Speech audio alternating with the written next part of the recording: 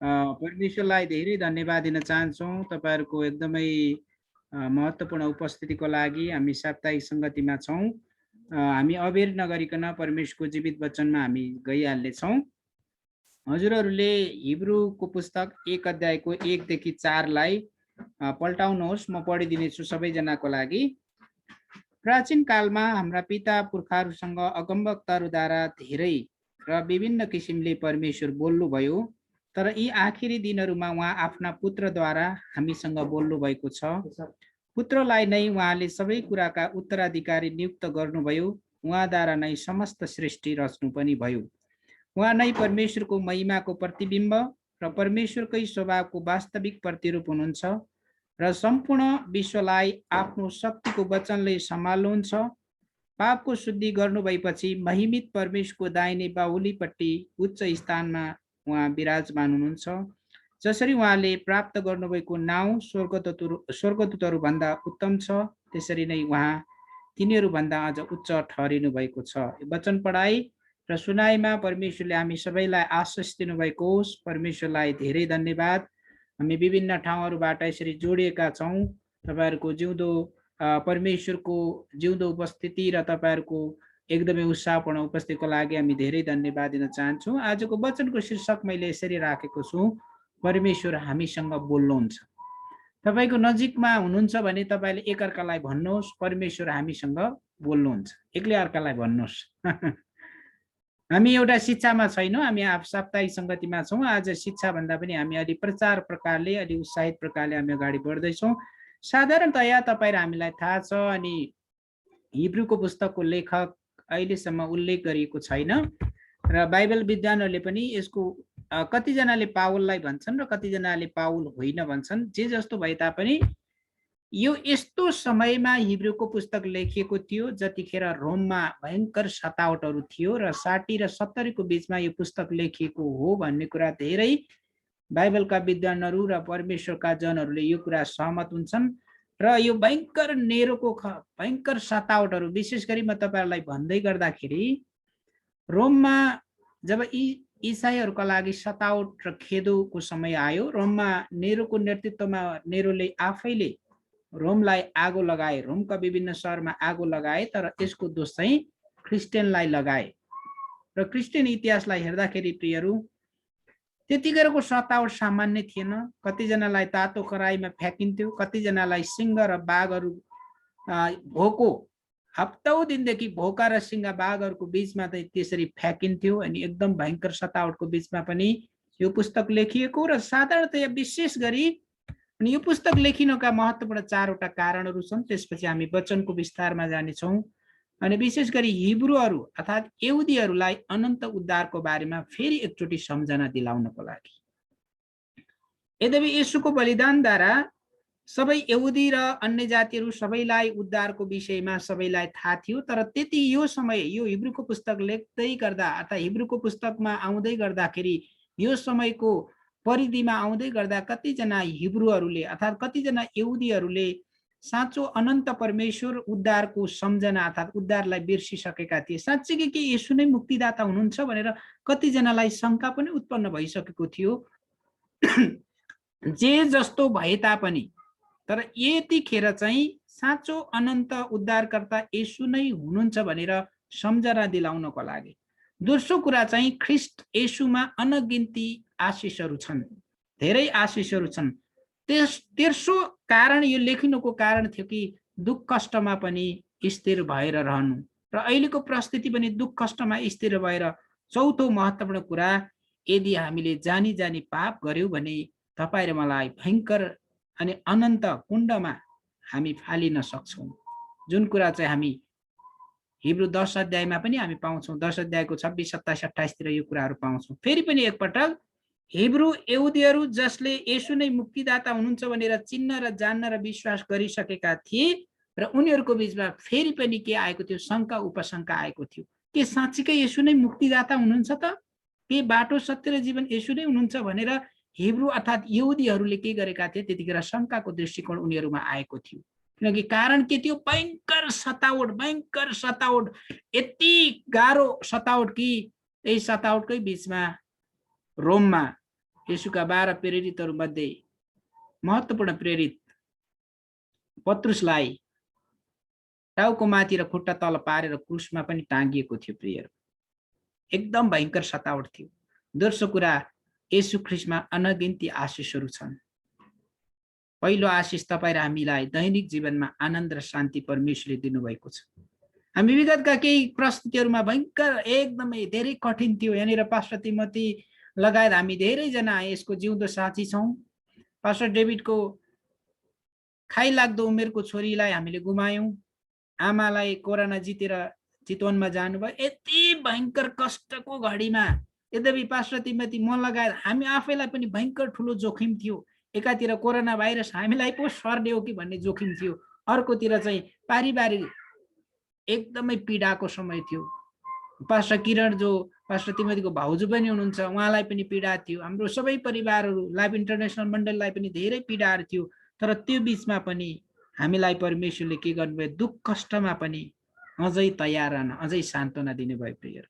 मैले यो जोड्न खोजेको प्रसङ्ग यो एकदमै सान्दर्भिक छ। अनि चौथो महत्त्वपूर्ण कुरा हो, यदि हामीले जानिकन यदि गल्ती गर्यौं भने प्रियहरू, अब विचार गर्नुहोस्, जानिकन आगोमा हात हाल्यो भने के हुन्छ? अवश्य पोल्छ। त्यसैले हिब्रूको लेखक जो भए तापनि अज्ञात व्यक्तिले के भन्छन्, चौथो महत्त्वपूर्ण सन्देशमा, यदि हामीले जानी के गर्यौं भने, परमेश्वरको विरुद्धमा गयौं भने अग्निको क्रोध रहनेछ। यो हिब्रूको पुस्तकको पुरै 4 वटा महत्त्वपूर्ण उद्देश्यहरू हुन्। अब हामी विस्तारमा जानेछौँ र आजको वचनको शीर्षक हो परमेश्वर हामीसँग बोल्नुहुन्छ।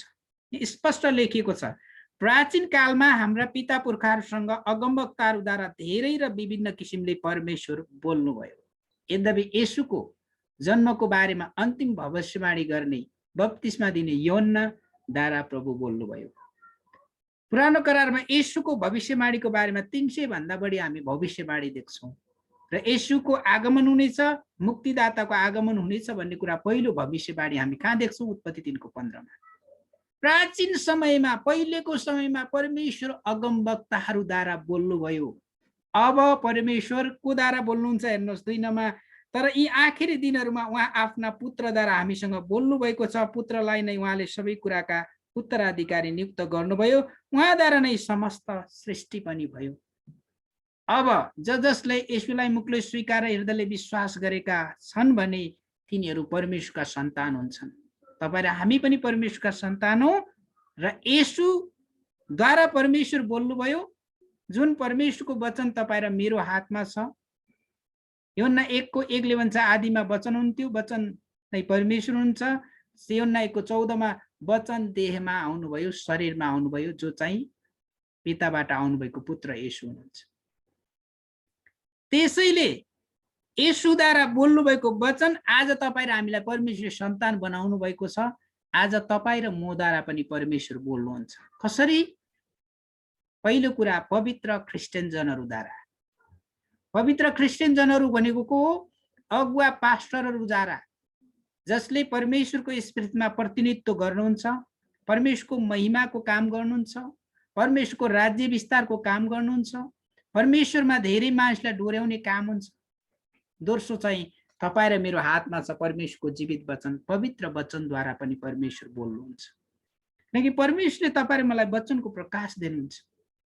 9 वटा वरदानहरू मध्ये प्रकाशको वचन परमेश्वरले दिन सक्नुहुन्छ, बुद्धिको वचन परमेश्वरले दिन सक्नुहुन्छ, विश्वासको वचन परमेश्वरले दिन सक्नुहुन्छ, अन्य भाषा, अगमबाणी, रोग निको पार्ने, हात राख्ने विभिन्न वरदानहरू परमेश्वरले दिन सक्नुहुन्छ। यो कुरा चाहिँ परमेश्वरको वचनद्वारा परमेश्वरले हामीलाई प्रकाश दिनुहुन्छ। तेस्रो, सपना र दर्शनद्वारा पनि परमेश्वर बोल्नुहुन्छ। जस्तै फर एक्जाम्पल, उदाहरणको लागि कतिजनालाई सपना देख्ने वरदान हुन्छ, कतिजनालाई दर्शन देख्ने वरदान हुन्छ, कतिजनालाई सपनाको अर्थ खोल्ने वरदान हुन्छ। तपाईँ हामीले बिर्सन नहुने, योसेफ दुईटै थिए, दर्शन देख्ने व्यक्ति पनि, दर्शनको अर्थ खोल्ने व्यक्ति पनि। तर दानियल के थिए? दर्शनको अर्थ खोल्ने व्यक्ति थिए। अनि दर्शन भनेको भविष्यमा हुन आउने कुराको पक्का निश्चयता हो। यदि हामीले कुनै कुराको दर्शन देख्यौं, यदि तपाईँ र मेरो जीवनको चाल ढङ्ग र अटेरीको कारणले गर्दा त्यो दर्शन पूरा नहुन पनि सक्छ। टु फोल्ड कुराहरू हामी दुईतर्फी कुराहरू हामीले बुझ्नुपर्छ। यदि कुनै समयमा परमेश्वर तपाईँ र मसँग बोल्नुभयो तर अब तपाईँ र मेरो जीवनको चालढङ्ग ठिक छैन, हामी अटेरी र अनाज्ञाकारी भयो भने हाम्रो जीवनमा परमेश्वर दिनुभएको दर्शन पुरा नहुन पनि सक्छ। त्यसैले यो दर्शन परमेश्वर सपना र दर्शनद्वारा बोल्नुहुन्छ अनि कहिलेकाहीँ परमेश्वर परिस्थितिहरूद्वारा पनि बोल्नुहुन्छ। जस्तै फर इक्जाम्पल कोरोना भाइरसले हामीलाई अझै सजग बनाएको छ। यो हाम्रो बीचमा ठुलो परिस्थिति आयो।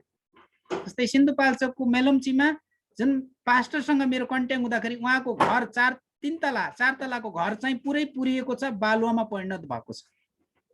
पास्टर अरुण श्रेष्ठसँग मेरो हिजो कुरा भयो।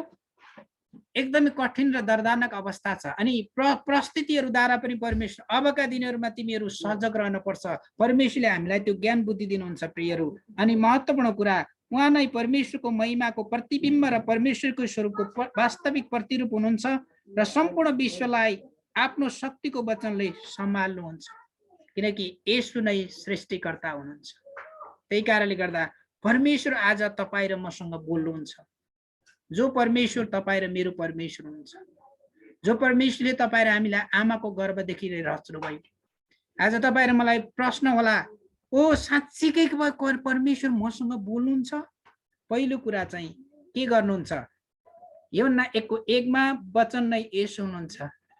सबैभन्दा महत्त्वपूर्ण कुरा आज तपाईँ र मेरो हातमा परमेश्वरको अधिकार पत्र छ, परमेश्वरको वचन छ। यो वचनमा तपाईँ र म जन्मेदेखि परमेश्वरको घरमा नजाँदासम्म सबै कुरामा कसरी जीवन जिउने भन्ने महत्त्वपूर्ण कुरा छ। प्रश्न छ अब के तपाईँ र मसँग परमेश्वर बोल्नुहुन्छ? के साँच्चीकै परमेश्वर तपाईँ र मसँग बोल्नुहुन्छ? कसरी बोल्नुहुन्छ? अगुवा पास्टरहरू, पवित्र क्रिस्चियनजनहरूद्वारा। दोस्रो कुरा पवित्र धर्मशास्त्र बाइबलद्वारा। तेस्रो कुरा सपना र दर्शनद्वारा। चौथो कुरा परिस्थितिहरूद्वारा पनि परमेश्वर बोल्नुहुन्छ। अब प्रियहरू विचार गरौँ, तपाईँ र मसँग परमेश्वर कसरी बोल्न चाहनुहुन्छ?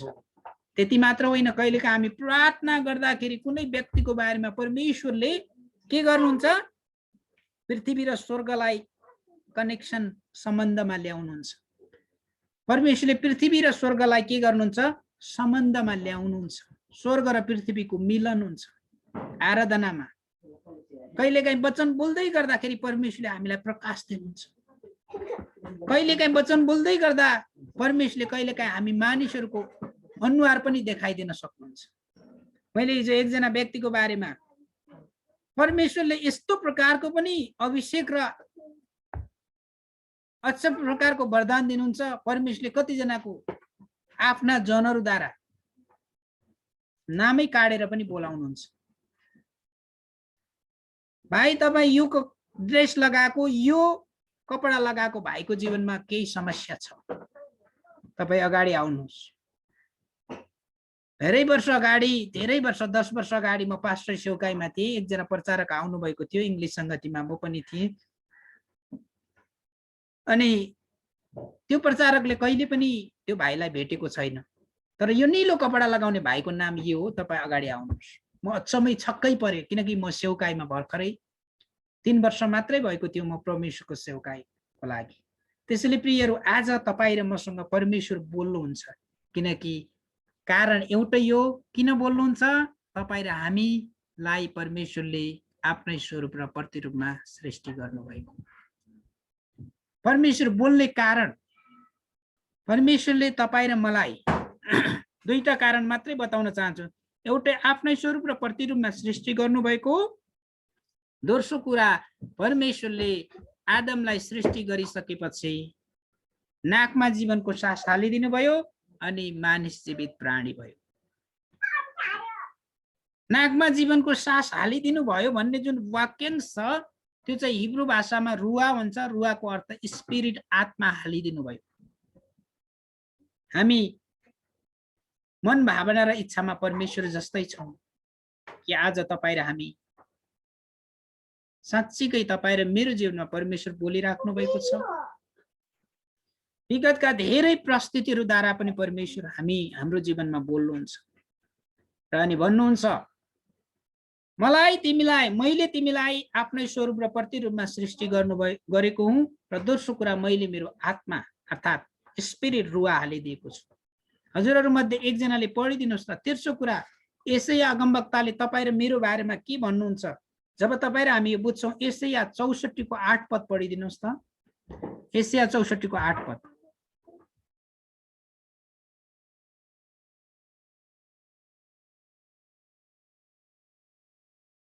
एकजनाले यशाया 64 को 8 पद